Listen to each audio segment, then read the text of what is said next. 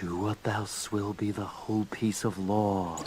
If I asked you to come up with what an allegory for the internet would be, what would you say it is? Some people may say it's a series of tubes. Some people may say it is the nightmare box that we stare into every day. However, I would go with a bit more of a fantasy aspect and say that the internet is a phylactery. Now, what do I mean by this? I mean that the internet is, first of all, an object that is meant to preserve something greater. It is a preservation for the cultural zeitgeist. And what does it require to sustain itself? That would be everyone that keeps it afloat. Now, I suppose I should explain what a phylactery is. A phylactery, as I understand it, is a box or a magical device that, when put into practice, contains the soul of something. In the context of Dungeons and Dragons, this is a creature, which becomes a lich. But it can really be anything. And I would say that the internet is containing the soul of the global culture. With the world becoming far more interconnected than it already is, the internet is that much more important to keep the culture alive. Back in the days of Spengler and Yaki and all these other people who were talking about high cultures and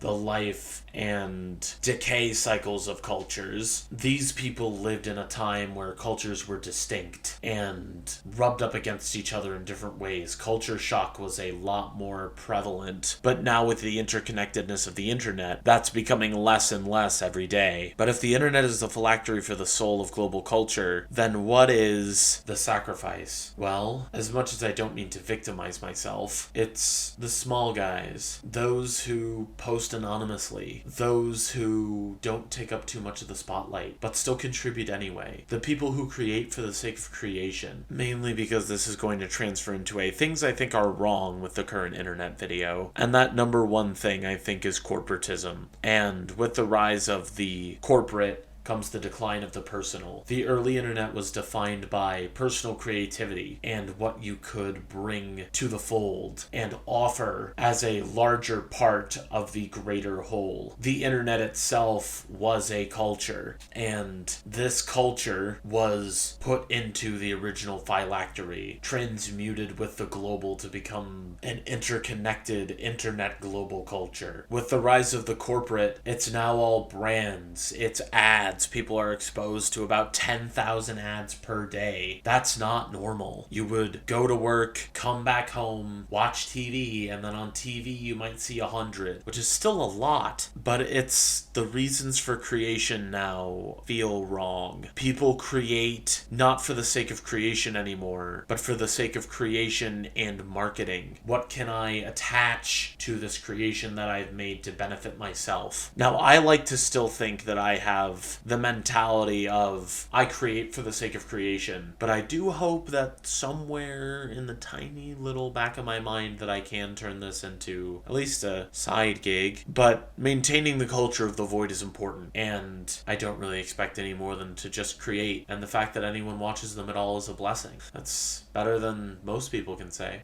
I've created a job. My editor, who is technically still my friend first, but an editor second, has a job and secondary income because of me, because I can do that. But I like to keep the genuine spirit of creation alive. I create what I like, and if I don't like it, then I don't create it.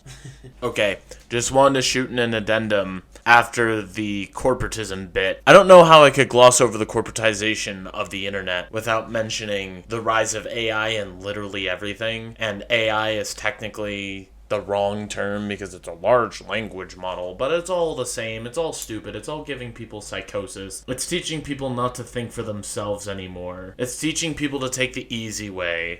And its infestation in everything is just really a downer, especially when I look at, oh, who's covering Fantasy Deck on the website? Oh yeah, it's just a bunch of AI scrape bots trying to scrape together a bunch of AI thumbnails that get more views than my actual videos. It takes the soul out of the internet, and it's inescapable, and I think that addendum is important to this section. The second, I feel, is the oversharing, and this is coupled with the observation of the internet. So many people post their entire lives on the internet, so much so that you could effectively live through their eyes if you were to follow everything they posted. Our lives are so interconnected with the internet now that if it were to go down or go out or in any substantial way change for the worse, it would drag down the entire world with it. Say that little box breaks, that soul that's contained inside will expire very, very fast, and it's money that keeps this soul alive. Money and the genuine creative energy of the people who want to create for the sake of creation. Also, I feel the third reason is just the collective memory of the internet is so short, especially when time is measured in milliseconds. You can keep up to date on stocks, you can keep up to date on news, you can keep up to date on anything, but that information overflow, your brain can only handle about 7 things at once. So what does that mean for the collective memory of the internet? It's only about 2 weeks long. Who remembers Too Mad? Or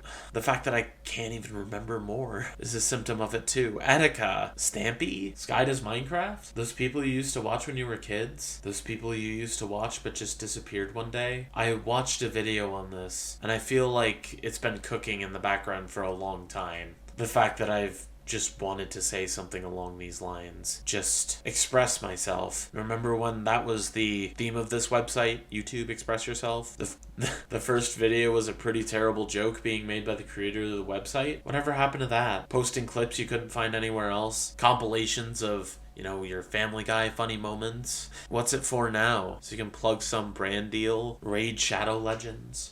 It feels like the genuine creatives are gone, or at least not getting the recognition that would have been different on the early internet. I know literally whenever anyone talks about this topic, they bring up Newgrounds, but it was just that big of a site, or DeviantArt, or any of those other creative sites, or the eBombs World. What about eBombs World, where you would create a website just for no purpose at all, to insult one guy or create a personal angel fire, all of these things, where you could personalize your internet? What happened? How did we allow it to get here? Why are we not saying anything? Why does everything refuse to change? I apologize. This is a bit more of a philosophizing video, and I know people have already brought this up in videos that are far more coordinated and well produced than mine, but I just wanted to throw in my 2 cents. I feel the internet is made to sustain a hierarchy, and I'm not a big fan of it, especially with all the other surrounding societal issues and just sites that used to be, go fund my, treehouse that my kids want to build, or go fund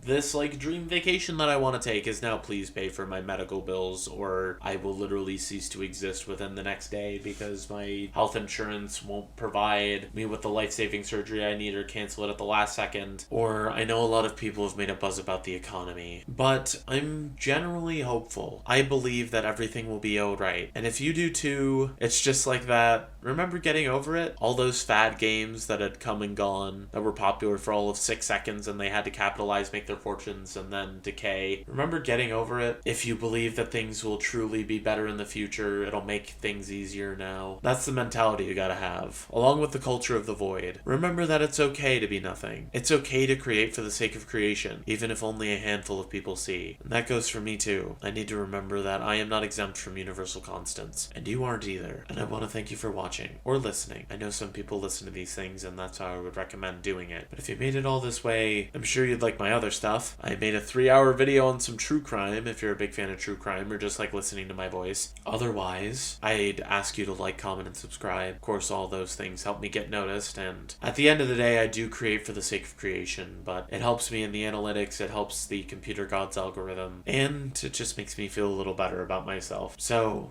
thank you, and I hope to see you next time.